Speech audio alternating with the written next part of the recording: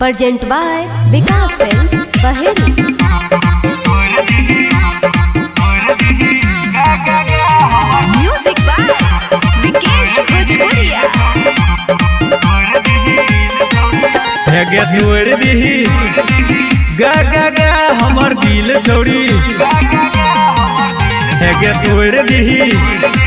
गा गा गा हमर दिल छोड़ी तोड़ दभी दिल फेरो कोले वो सिलाई बहेरी बाजार में मिले दिल के दवाई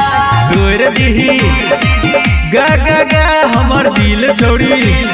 दावा खाई के फेर हो देवो तैयार फेरो पटे वो खाली रसियन मार तोड़ दी गा गा गा हमर दिल छोड़ी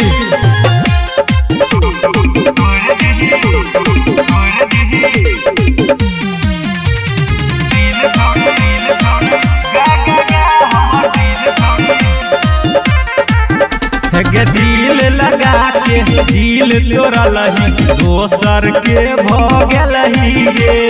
प्यार के जाल में फंसा के कत्ते छौरा के पगल लही गे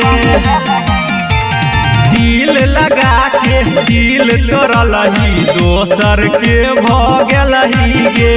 प्यार के जाल में फंसा के कत्ते छौरा के पगल लही गे अब चल तुमने घमन छियो छोरा सब दवांग ज्यादा बोल भीतले तो तोरा बहिन के पटा तोड़ दी गे गे गे हमर दिल छोड़ी तोड़ देभी दिल फेर खोले वो सिलाई दरभंगा जिला में मिले दिल के दवाई तोड़ दी गे गे गे हमर दिल छोड़ी दावा खाई के फेरो हो देवो तैयार फेरो पटे वो खाली रसियन माल तोड़ दी गे गे गे हमर दिल छोड़ी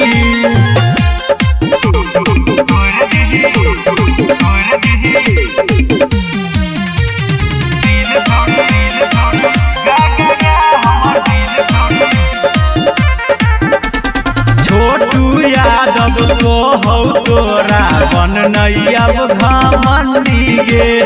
दिल के दवाई मिलै छै कन जिला मधुबनी में